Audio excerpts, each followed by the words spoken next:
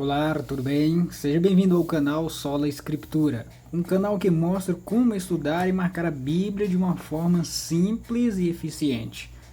Quero agradecer mais uma vez a todos vocês que fazem parte desse canal e você que está aqui pela primeira vez, seja bem-vindo. Se você gosta desse tipo de conteúdo, se inscreva nesse canal e ative o sininho para você não perder os novos vídeos que estarei postando toda semana. Hoje a gente vai continuar o capítulo 3 do livro de Apocalipse, né? A gente leu o vídeo anterior, a gente leu até o versículo 8, né, do capítulo 3. Hoje a gente vai continuar aqui na leitura, vamos estudar aqui o versículo 10, né? Vamos ver aqui o que temos de informação nesses versículos aqui, né? Então aqui, né, capítulo 3, aqui a gente leu essa parte, carta à igreja em Filadélfia. Aqui vamos analisar aqui o versículo 10, o 11, né? Aqui esse outro título aqui, carta à igreja em Laodiceia. E a gente vai ver aqui tantos detalhes que tem, aqui ó, versículo 15, 16, 17, 18. 18 aqui tem algumas coisas aqui interessantes, versículo 19, versículo 20 e o versículo 21. É isso que a gente vai estudar e analisar neste vídeo. Então vamos lá, versículo 10 eu já marquei ele aqui de vermelho, você pode fazer isso aí também na sua Bíblia. Por quê? Todo versículo que eu marco de vermelho você já sabe bem, né? São versículos que é como se Deus estivesse falando diretamente conosco, nos ensinando alguma coisa. Versículo 10 diz assim, ó, porque guardastes a palavra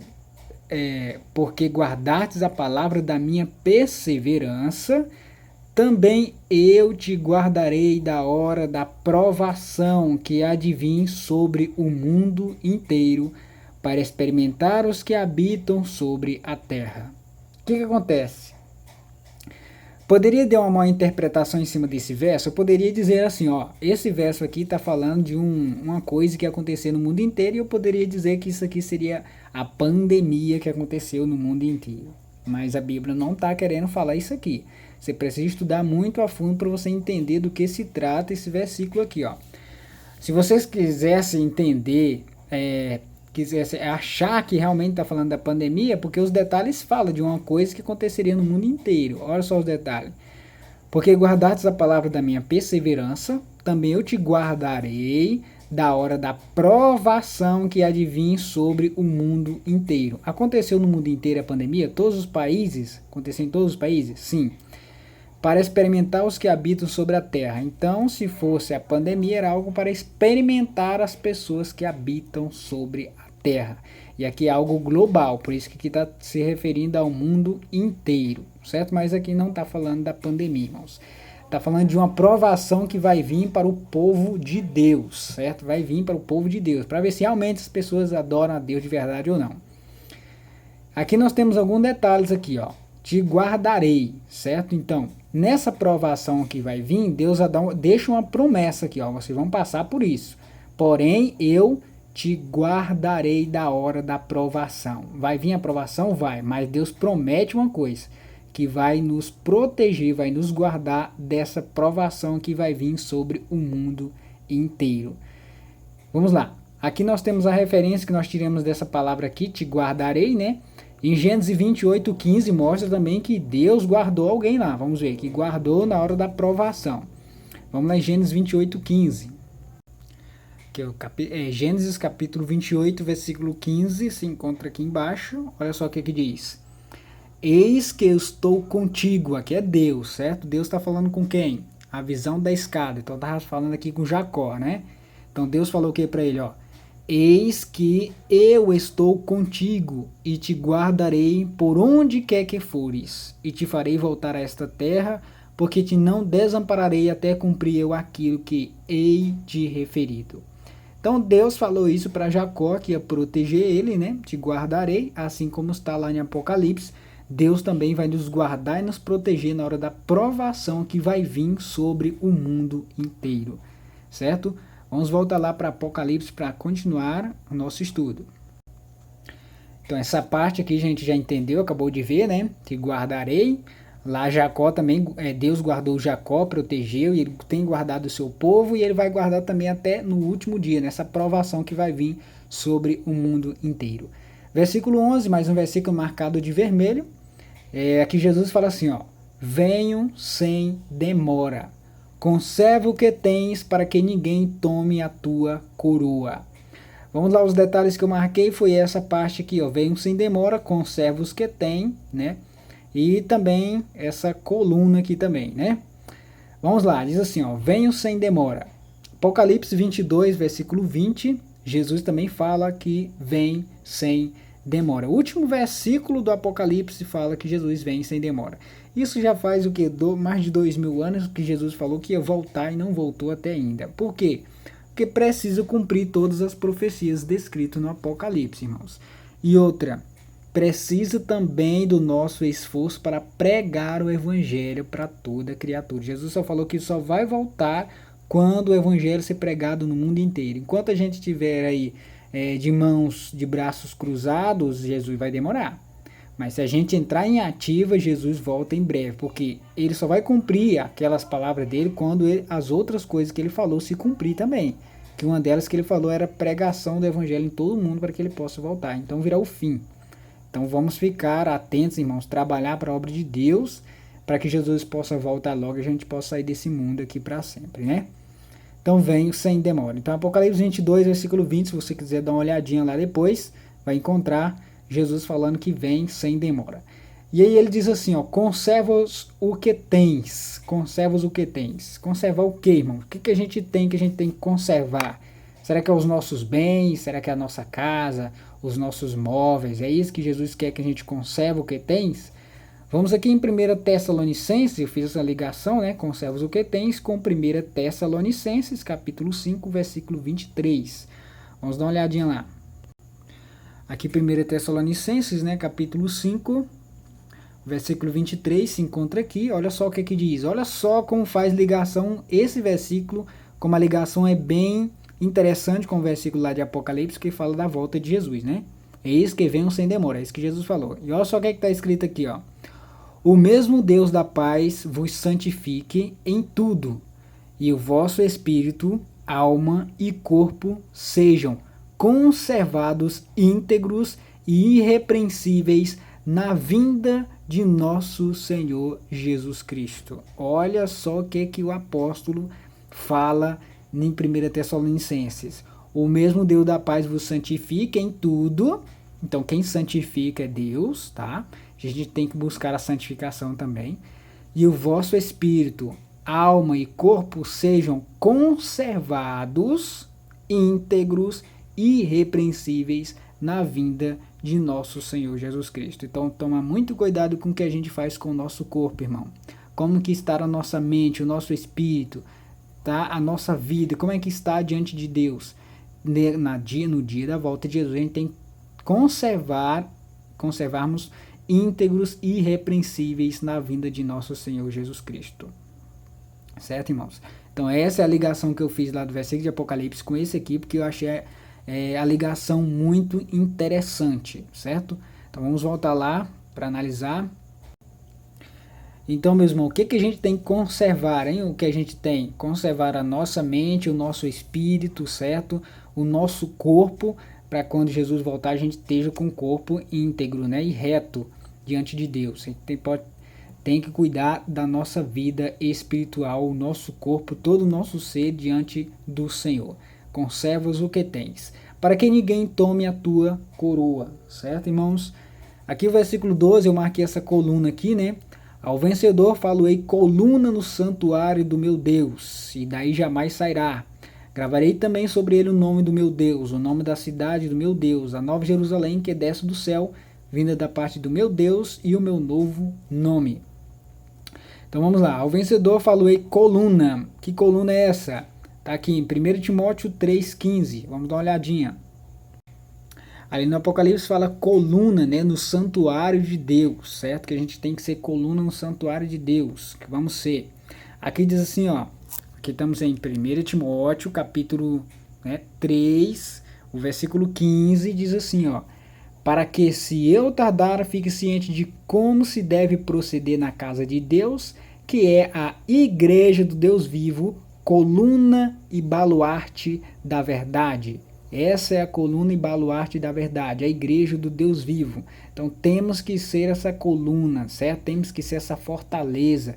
Temos que viver essa fortaleza na coluna, na igreja do Deus verdadeiro. Certo, irmãos? Vamos voltar lá em Apocalipse, para a gente continuar. Aqui no Apocalipse capítulo 3, né? A gente vai ver aqui, que a gente entendeu aqui, né? A coluna, o vencedor falou aí coluna, no santuário de Deus. No santuário de Deus. E lá no que a gente acabou de ver em 1 Tessalonicenses, vimos que é a coluna da igreja verdadeira, né? Coluna e baluarte da verdade, fortaleza. Então vamos lá, continuando aqui. Carta à igreja em Laodiceia, marquei aqui de laranja o título, né? Essa é a última igreja, certo? Que João enviou as cartas para as igrejas. Olha só o que é que diz aqui, ó. Conheço as tuas obras, aqui é Jesus falando, ó. Conheço as tuas obras, usa essas palavras como se Jesus estivesse falando com você. Conheço as tuas obras, que nem és frio, nem quente. Quem dera fosse frio ou quente. Assim, pois, porque és morno, e nem és quente, nem frio. Estou a ponto de vomitar-te da minha boca. Pois dizes, estou rico e abastado, e não preciso de coisa alguma. Nem sabes que tu és infeliz, sim, miserável, pobre, cego e nu. Então, meus irmãos, o que Jesus está falando para a última igreja, que é a igreja de Laodiceia? A igreja de Laodiceia é aqui apresentada como uma igreja morna. A igreja morna, irmãos. E Jesus está ao ponto de vomitar. Porque é uma igreja que não está ativa, não está trabalhando, não está naquela empolgação de trabalhar. Lembra que Jesus falou para as outras igrejas que a gente viu anteriormente? Para a gente voltar ao primeiro amor, às primeiras obras, né? Praticar as primeiras obras. Então Jesus está apresentando aqui que é o último período que a igreja iria passar, a igreja de Laodiceia, a igreja seria morna, não seria quente, irmão, não seria aquela igreja fervorosa que buscava Deus de todo o coração. A igreja, se você observar hoje, está acontecendo exatamente isso. Mas Jesus está falando o quê? Que ele conhece o que a gente está fazendo, ou o que a gente não está fazendo, né, para ele, e que às vezes a igreja acha que está tudo bem. Por isso que ela diz assim, ó, estou rico e abastado e não preciso de coisa nenhuma. Acha que está tudo normal, está tudo tranquilo. E Jesus diz assim, ó, e nem sabes que tu és infeliz, sim, miserável, pobre, cego e nu. Então a igreja está nessa situação, Jesus tem apresentado ela aqui, né? A igreja acha que está tudo normal e Jesus apresenta que não está normal, irmãos. Aí Jesus aqui, ó, diz o que? Ele aconselha, ele dá um conselho aqui, ó, Jesus, no versículo 18. Aconselho-te que de mim compres ouro refinado pelo fogo para te enriqueceres, vestiduras brancas para te vestires, a fim de que não seja manifesta a vergonha da tua nudez, e colírio para ungir os olhos, a fim de que vejas. Olha só, irmãos, que interessante, quanta coisa interessante tem nesse versículo 18. Olha só os detalhes que Jesus fala nesse versículo 18. Eu não fiz ligação, irmãos, com essas coisas que eu marquei aqui, apesar que eu pesquisei, né, mas eu não consegui encontrar. Talvez eu procure outra vez, né, tiver outra oportunidade, eu vou procurar mais fundo os detalhes. Cada frase que ele fala aqui, aconselho que de mim compres ouro refinado pelo fogo para te enriqueceres. Observe que as características que ele falou que é dessa igreja aqui, ó, é uma igreja infeliz, miserável, pobre, cego e nu. Pobre, e Jesus aconselha o que? Aconselho que de mim compres ouro refinado pelo fogo para te enriqueceres. Lembra-se que no Novo Testamento Jesus fala assim, ó, não acumuleis para vós outros tesouros na terra, onde a traça e a ferrugem corrói, onde os ladrões escavam e roubam. Acumulais para vós outro tesouro no céu. Lembra que Jesus falou isso? Então, meus irmãos, a gente tem que acumular o nosso tesouro no céu, irmãos. Esse é o ouro que Jesus quer que a gente compre dele. A gente acumula esses tesouros no céu, certo? E vestiduras brancas para te vestires. Irmãos, a gente tem, não está falando de vestiduras físicas, irmãos, esses tecidos que a gente tem para cobrir o corpo. Mas aqui espiritualmente ele está falando essas vestiduras aqui, irmãos. Tem que mudar o nosso jeito de ser, a nossa forma de andar, o nosso jeito de agir, certo? É assim que as pessoas vão ver Jesus em nossa vida. Aí ele diz mais, a fim de que não seja manifesta a vergonha da tua nudez. Lembra lá no Jardim do Éden, irmãos, o que aconteceu quando Adão e Eva pecaram? Eles se esconderam, irmãos, porque eles se viram que estavam nus, certo? O pecado, irmãos. pecado faz a pessoa sentir vergonha de Deus, a fim de que não seja manifesta a vergonha da tua nudez. E colírio para ungir os olhos, a fim de que vejas. Irmãos, parece que a maioria das pessoas estão cegas. Estão cegas, estou falando espiritualmente. As coisas estão acontecendo no mundo e as pessoas acham que isso está tudo normal. Pensando que Jesus não vai voltar tão cedo.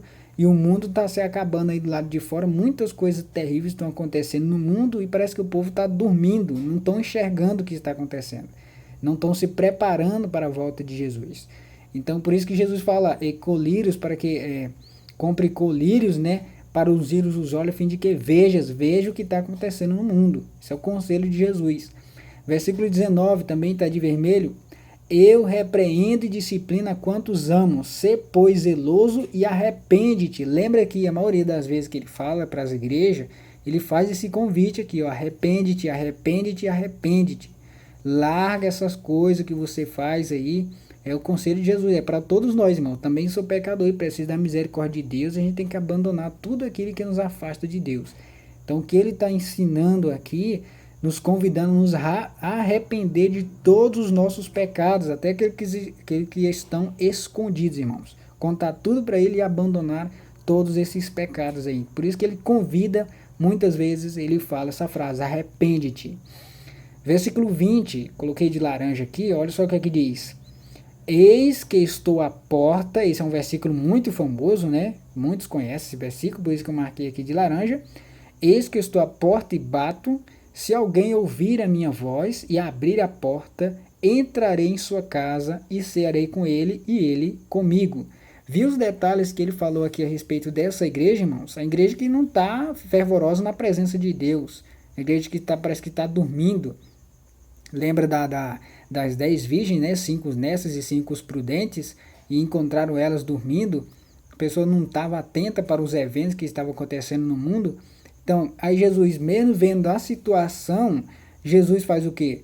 Eis que estou à porta e bato. Ele está batendo na porta dos corações do povo, na época que nós estamos vivendo, irmãos. Está batendo na porta e convidando as pessoas para fazer parte, né, do povo de Deus, irmãos. Temos que abrir a porta do coração para que Jesus possa fazer morada. E ele só faz morada se a gente permitir, se a gente abrir essa porta do nosso coração e colocar as coisas que ele tem ensinado em prática, irmãos. Não é só dizer, eu tenho Jesus na minha vida e não coloco os ensinamentos que ele ensinou em prática, certo? Esse é o convite de Jesus. Ele está à porta e bate. Se alguém ouvir a minha voz e abrir a porta, entrarei em sua casa e cearei com ele e ele comigo. Aqui, ó, eis que estou à porta. Mateus 25, 11. Vamos dar uma olhadinha nos detalhes que tem aqui para a gente finalizar aqui no versículo 21. Eis que estou à porta e bato. Mateus 25, 11. Aqui Mateus capítulo 25, né, versículo 11. Lembra das 10 virgens que eu falei para vocês? Lá no Apocalipse Jesus fala, eis que estou à porta e bato. Olha só como que está essa porta aqui, ó. Mais tarde chegam as virgens nécias, clamando, Senhor, Senhor, abre-nos a porta. Então, essa porta, irmãos, aqui, ó, fechou-se a porta. Então, aquela porta lá que Jesus está batendo é a porta do nosso coração. Essa porta aqui é a porta da graça. Vai chegar um momento que ela vai se fechar. A oportunidade de se salvar, vai chegar um momento que vai se fechar essa porta. Certo? Diz assim, ó, mais tarde chegarão as virgens nécias, clamando, Senhor, Senhor, abre-nos a porta. Mas ele respondeu, em verdade vos digo que não vos conheço. Vigiai, pois, porque não sabeis o dia nem a hora. Irmãos, vai chegar um momento que essa porta ela vai se fechar, não vai demorar. Então a gente tem que estar do lado de dentro dessa porta, certo? Que quando ela se fechar, não adianta a gente fazer mais nada. Essa porta é se referindo à porta da oportunidade de salvação. Então vamos lá, mas aqui a minha voz, né? Se alguém ouvir a minha voz, olha a referência que eu coloquei aqui, ó, João 10, 27. Vamos ver o que fala aqui, ó, a minha voz. Se alguém ouvir a minha voz. João 10, 27. Aqui João capítulo 10, não é? O versículo 27, diz assim, ó.